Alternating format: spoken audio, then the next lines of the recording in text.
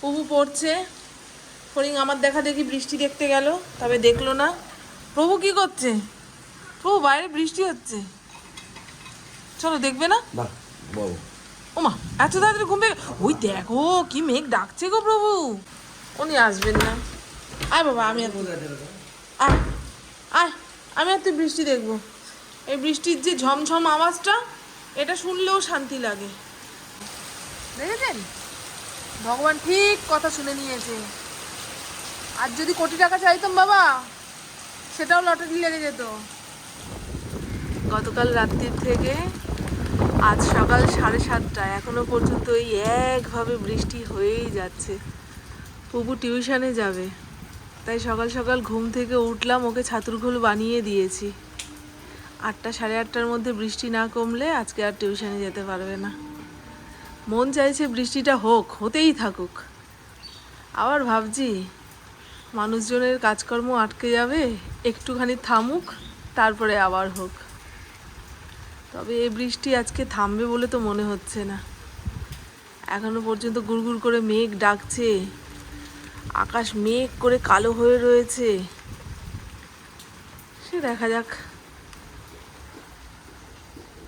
এত ভালো ওয়েদার, এই ওয়েদারে সংসারের কাজে কর্মে কি আর হাত দিতে ইচ্ছা করে? আমার মেয়ে রেডি। গুড মর্নিং, শুভ সকাল বন্ধুরা, কেমন আছেন আপনারা সবাই? নিশ্চয়ই খুব ভালো আছেন, আমিও খুব ভালো আছি। আজ হলো শুক্রবার, ঘড়ির কাঁটা 9:30 ঘরে। মাঝখানে বৃষ্টি একটু কমেছিল, পুরোপুরি ধরেনি। আজকে গুড়গুড়ানি মেঘের বৃষ্টি। এরকম গুড়গুড়ানি মেঘের বৃষ্টি না খুব সহজে থামতে চায় না। আর যে মেঘ বেশি চমক ধমক দেয়, সেই মেঘের বৃষ্টি ঝমাঝম হয়ে যাওয়ার পরেই আকাশ পরিষ্কার। প্রভু টিউশনে গেছে, আজ পরপর 2খানা টিউশন রয়েছে। দ্বিতীয়টাতে যেতে পারবে কিনা জানি না। ইন্দ্র তাকে নিয়ে বেরিয়েছে, ফেরার পথে বাজার করে আনলেও আনতে পারে, মন বলছে। সে যতই বাজার করে আনুক না কেন, আজ আমার খিচুড়ি খাওয়ার স্বাদ হয়েছে। আজ খিচুড়ি রান্না করবই। এর আগের দিন ভেবেছিলাম ওই ছড়ানো সিলভারের একখানা হাঁড়ি কিনে নিয়ে আসি, বৃষ্টি বৃষ্টি ওয়েদারে খিচুড়ি রান্না করতে কিংবা পোলাও রান্না করতে সুবিধা হয়। তারপরে ভাবলাম বাবা, খিচুড়ির আশা নিয়ে হাঁড়ি কিনে ঘরে ফেলে রাখবো, তারপরে আর বৃষ্টিই দেখতে পারবো না, থাক বাবা। কিন্তু এখন মনে হচ্ছে না, কিনে আনলেই ভালো হতো। সে যাই হোক, সকাল সকাল অত কাজকর্ম হুড়োতাড়া দিয়ে করিনি।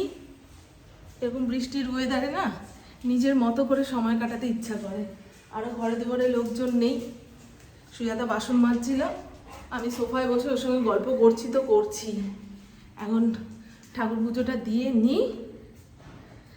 আর আমার ছোট ননদের বাড়ি থেকে যে ইঁচড়টা পাঠিয়েছিল না, আর সকালবেলায় দেখি ঘরে কাঁঠালের গন্ধ ছেড়ে গেছে। তার মানে ওটা ইঁচড় ছিল না, ওই হাফ কাঁঠাল অবস্থায় পাঠিয়েছে। একদিন ঘরে থাকার পরে কাঁঠাল হয়ে গেছে। দেখি বৃষ্টিটা যদি একটু ধরে, বিকেলের দিকে মায়ের বাড়িতে যাব ওই কাঁঠাল নিয়ে। আমি কাঁঠাল ভাঙতে পারি না, এদিক ওদিক সেদিক করে ফেলবো, ব্যাস পুরোটাই নষ্ট। আগে ছাদ বাগানে যাই, টুকিয়ে টাকিয়ে যদি 2-1টা ফুল পাই তো ভালো কথা। আর গাছগুলোর অবস্থাও দেখতে হবে। এর আগের দিন যে রেমাল ঝড়টা এসেছিল, তাতে আমার 2-1টা গাছ ওই পাশে হেলে পড়েছে, সেগুলোরও ব্যবস্থা করতে হবে। এ বাবা, আমার সঙ্গে সঙ্গে তো ফড়িংও আসলো। ওদের গায়ে বৃষ্টির জল লাগলেই অ্যালার্জি হয়ে যাবে, লোম উঠে যাবে বাবা। যখন বৃষ্টির একটু ধরেছে জানেন,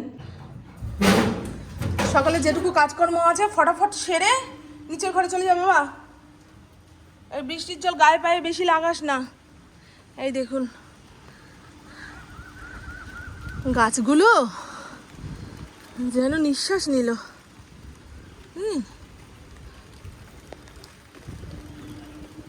বাবা আজকে ভালোই তো ফুল হয়েছে। আমার শাশুড়ি মা যে ফুল তোলার জন্য প্লাস্টিকের ঝুড়িটা দিয়েছিল, ফড়িং এর আগের দিন দুমড়ে মুচড়ে ভেঙে ফেলেছে, তাই খালি হাতেই আসতে হলো। 2-4টে যা ফুল পাই এই দিয়ে গোবিন্দ সেবা হোক। বাজার হাট কি বসেছে? না বসলেও আমাদের লোকটা ঠিক খুঁজে খাজে তদন্ত করে এটা ওটা নিয়ে চলে আসবে। আর দেখুন এই মধুমালতী গাছটা অনেক দিন যাবৎ ঘুমিয়েছিল, ঘুম ভাঙার পরে 2-4টে ফুল দেখা দিয়েছে। এটা দেখেই মনের শান্তি। নাহলে আমি ডিপ্রেশনে চলে যাচ্ছিলাম। গাছটাতে ফুল হচ্ছে না কেন, ফুল হচ্ছে না কেন। এর আগের দিনও বললাম না যে অন্যান্য বাড়ির মধুমালতী গাছ ডাল ভেঙে ফুল দিচ্ছে, আর আমার বাড়িরটা দেখুন। এই ফটকে চল, ফটিক বাবু চলো চলো চলো চলো চলো চলো চলো, এই চলো চলো বাবা চলো চলো, আন্না আন্না আন্না আন্না আন্না বাবা বাবা চলো।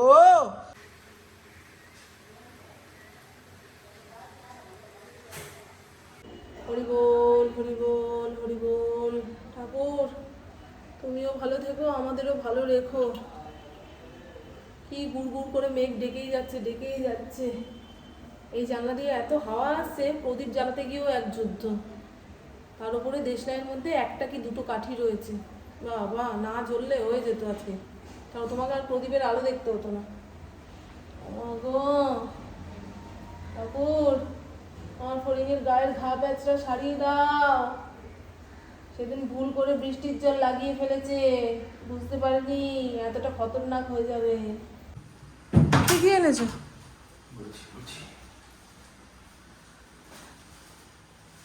আর মুড়ির টিন ঘাটতে গিয়ে দেখি এক ফোঁটাও মুড়ি নেই।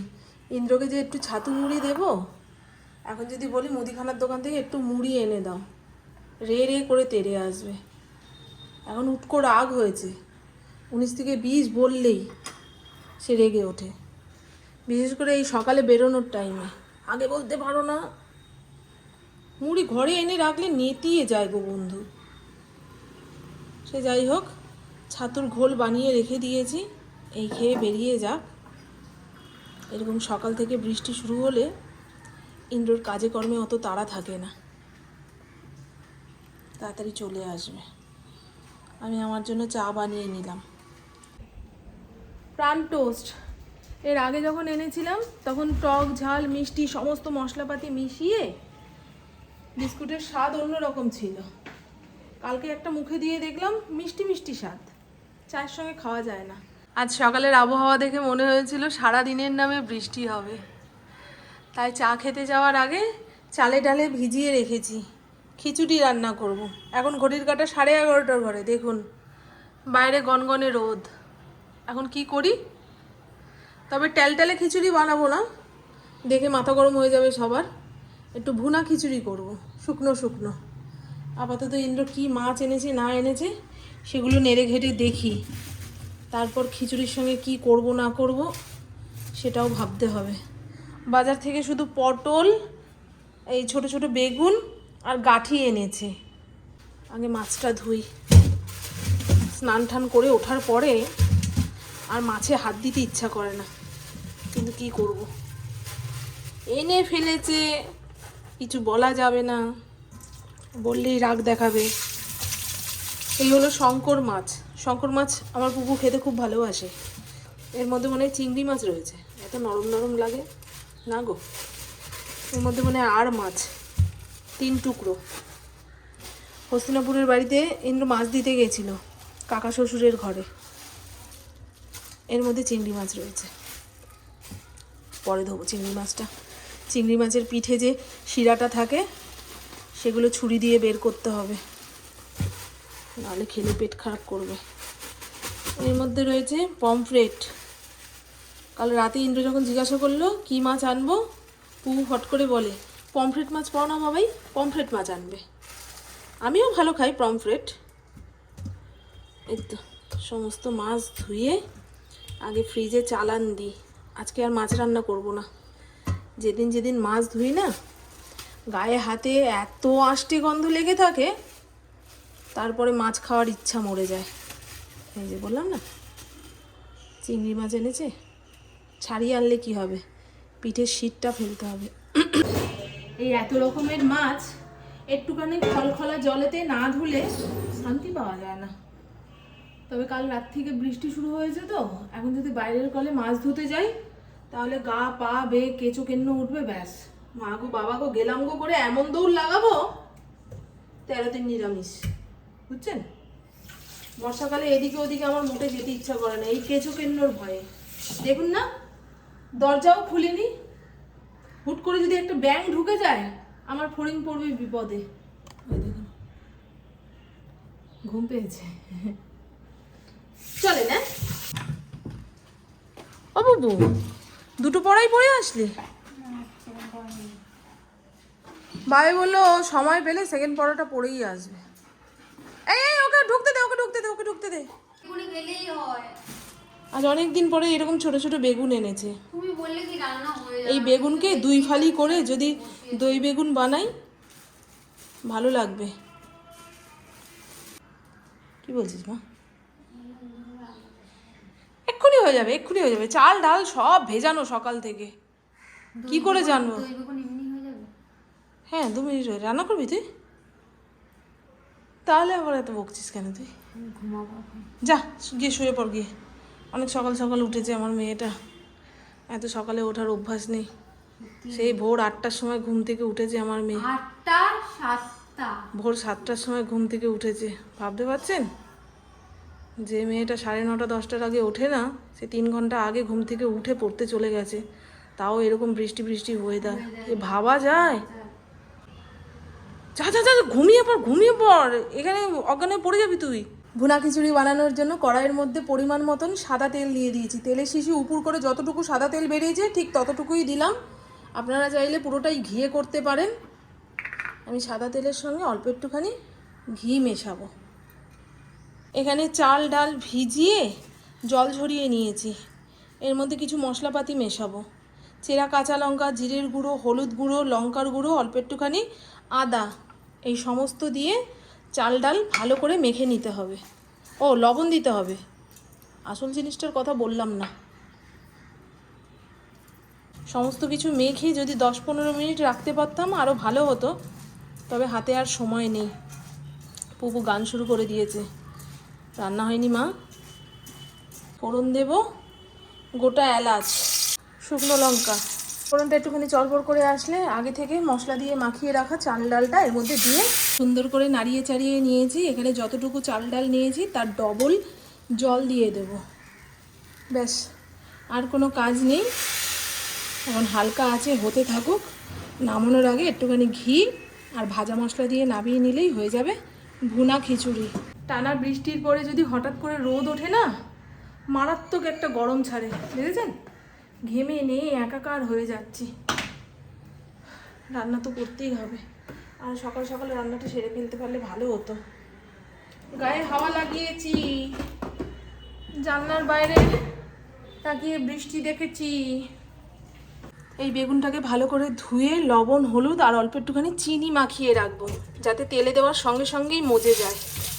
তাহলে তো জানেন বেগুন কী পরিমাণে তেল টানে। দই বেগুন বানানোর জন্য কড়াইয়ের মধ্যে পরিমাণ মতন তেল দিয়ে দিয়েছি। আগে থেকে লবণ হলুদ মাখানো বেগুনটাকে হালকা ভেজে তুলে নেব।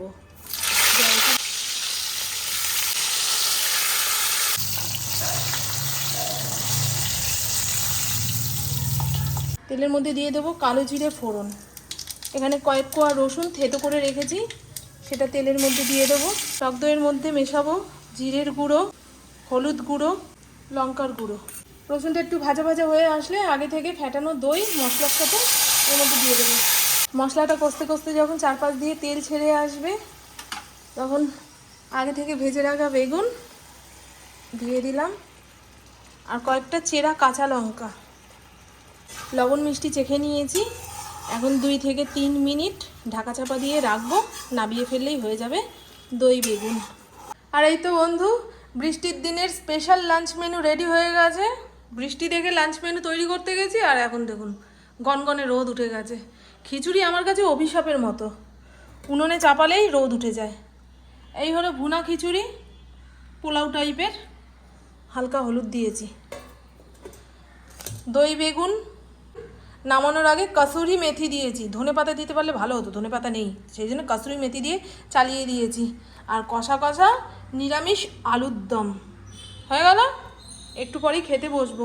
ফড়িংয়ের জন্য প্রেসার কুকারে ভাত বসিয়েছি, রান্নাঘরও মুছে পরিষ্কার করে নিয়েছি। আর গতকাল হেঁটে আসার পথে লিচু নিয়ে এসেছিলাম। এই লিচুর খোসা ছাড়িয়ে কৌটোতে ভরে যদি ফ্রিজে রেখে দিই, না হলেও 10-15 দিন টাটকা থাকবে। আর বাইরে রাখলে লিচুর খোসা শক্ত হয়ে যাবে, ছাড়িয়ে আর খেতে পারবো না, নষ্ট হয়ে যাবে। মারাত্মক গরম লাগছে, মারাত্মক। যেহেতু খিচুড়ি রান্না করে ফেলেছি, এখন ও মা গো বাবা গো কি গরম বলে লাভ নেই, খাওয়া দাওয়া হয়ে যাক, বিকেলের দিকে বলবো। ও বাবা কি গরম। হ্যাঁ মিলন এসে দিয়ে গেছে তো, সকালেই তো বললাম বাবাইকে। ফড়িংয়ের যে ঘায়ের ওষুধ সেটা দিয়ে গেছে কিনা এখন খোঁজ নিচ্ছে। তোর বাবাই বাজার থেকে আসার সঙ্গে সঙ্গেই কানে তুলে দিয়েছি যে মিলন এসে স্প্রে দিয়ে গেছে। এই স্প্রে অলরেডি আমার ঘরে রয়েছে, এই দেখুন, দেখেছেন? কালকে ফটো তুলে পাঠালাম, সেই স্প্রে আবার নিয়ে আসলো। এরকম ভুনা খিচুড়ির সঙ্গে ঝাল ঝাল টক টক একটুখানি আচার নিলে খেতে দারুণ লাগে। পাহাড় বানিয়েছি। ভালো করেছিস। আজকে সকালবেলা হুটোপাটিতে উঠেছি তো, বিছানা গোছানোর সময় পাইনি। সকাল 9টা 9:30টার সময় এসে ফড়িংয়ের ডাক্তারবাবু ফড়িংকে চেক আপ করে গেছে। ওর থায়ের কাছে যে ঘাটা হয়েছিল না, সেটা গরমের জন্য নয়, বলছে মাকড়সা কিংবা ওই ব্যাঙের টয়লেট লেগে ইনফেকশন হয়ে গেছে। এই ওষুধটা ওকে দিতে যাব, দেখুন কোথায় লুকিয়ে বসলো। আজ পুপুকে ছাড়বে না, পুপু দিদি আমাকে একমাত্র বাঁচাতে পারে। আর এই ওষুধটা না লাগালে ওই দগদগে ভাবটাও যাবে না। আসো মা, একটু ওষুধটা লাগিয়ে দিই, আসো আসো। ওষুধ না খেলে, ওষুধ না লাগালে সারবে কি করে, বুঝেছেন? দেখি এই মা, আমি এখনো পর্যন্ত স্নানের পরে আয়নার সামনে দাঁড়াইনি। ক্যামেরা অন করে যখনই মুখটা দেখছি, ওমা অবাক কাণ্ড, না কপালে সিঁদুর না ঠোঁটে লিপ বাম। সকাল থেকে যেটুকু কাজকর্ম সারার সেরে ফেলেছি। গতকাল একটু ভেজা ভেজা ওয়েদার ছিল তো, দুপুরে খাওয়া দাওয়া করে সেই যে শুয়েছি 7টা 7:30টার সময় যখন ঘুম থেকে উঠলাম, মাথাটা পুরো ভার। মাকে যে কাঁঠালটা দিতে যাব সেটাও পারলাম না, ইচ্ছাই করলো না। ওরকম ভেজা ভেজা ওয়েদারে দেখবেন শুয়ে বসে থাকতেই বেশি ইচ্ছা করে। ওপরের ঘর মুছে নিয়েছি, বিছানার চাদর পাল্টে দিয়েছি। নিচের ঘরের চাদরটা পাল্টাতে যাব, তখন মনে হচ্ছে থাক গিয়ে, বিকেলে দেখা যাবে। আপাতত রান্না বান্নার জোগাড় করি। সেদ্ধ ভাত করব, মারাত্মক গরম লাগছে, দেখাচ্ছে 31 ডিগ্রি, কিন্তু বাতাসে যা জলীয় বাষ্প রয়েছে 48 ডিগ্রির ওপরে গরম। মেঘলা মেঘলা ওয়েদার। এই দেখুন সব বিছানার চাদর এক জায়গায় করেছি। আজ রাতে গরম জলে ভিজিয়ে রাখবো, কাল সকালবেলায় ওয়াশিং মেশিনে দেবো। এখন এই জামা কাপড়গুলো গোছাতে পারলে এই জায়গাটা খালি হয়ে যাবে। আর বুঝতেই পাচ্ছেন জানলার বাইরে সেইভাবে রোদ ওঠেনি, এটা একটু গরম বাড়িয়ে দেয়। তো চলুন বন্ধু, এই ভিডিওটা আর বেশি বড় করছি না, একবার ঘরটা দেখিয়ে নি। এই দেখুন, ঘর যখন মুছছি না, জল তো শুকাচ্ছেই না, হুড়মুড় করে জল উঠছে, মনে হয় মাটি ফুটো হয়ে গেছে এইরকম। আর ইন্দ্রর ঘরে তো একটু ধুলো পড়লেই কাদা হয়ে যাচ্ছে। কেন এরকম হচ্ছে? এটা তো ছাদের ঘর, এত তো জল ওঠার কথা নয়। নিচের ঘর হলে তাও মানা যেত না, মাটিরটা উঠছে। সে যাই হোক, চলুন বন্ধু, আমার বকবক আজকের মতন এইটুকুই। আপনারা সবাই খুব খুব খুব ভালো থাকবেন, নিজের শরীরে খেয়াল রাখবেন, সুস্থ থাকবেন, আর অল টাইম স্মাইল করতে হবে। টাটা, খুব ভালো থাকবেন। চলো নিচের ঘরে যাই আমরা, এখন খাটে উঠে বসতে হবে না। চলো চলো চলো চলো চলো, সর্বক্ষণ খাটে থাকলে এমনিই পেট গরম হয়ে যাবে। আপনারা অনেকেই বলেন না যে ফড়িংয়ের লোমটা একটু ছেটে দিলে ও শান্তি পাবে, এত গরমে। এত গরম কে মানবে? ও তো মার্বেলের ওপরে মোটে শোয় না, সর্বক্ষণ খাটের ওপরে। যে প্রাণীটার এত গরম লাগবে সে মেঝের ওপরে শুয়ে থাকবে, যেই জায়গা ঠান্ডা সেই জায়গায় বসে থাকবে। ও পুরো উল্টো, যেখানে পাখা চলে তার উল্টো দিকে গিয়ে বসে। ওই দেখুন, কি বলবো। তাই আমার দর্শকদের বলছি যে আপনারা তো বলেন যে ওর লোমটা ছেটে দিলে এত গরমে ও শান্তি পেত। কিসের শান্তি? শান্তির মাকে বাঘে খেয়ে নিয়েছে। সর্বক্ষণ খাটে, সর্বক্ষণ খাটে। খাটের বিছানা টান টান দেখলেই ব্যাস ফড়িং আগে উঠে বসবে।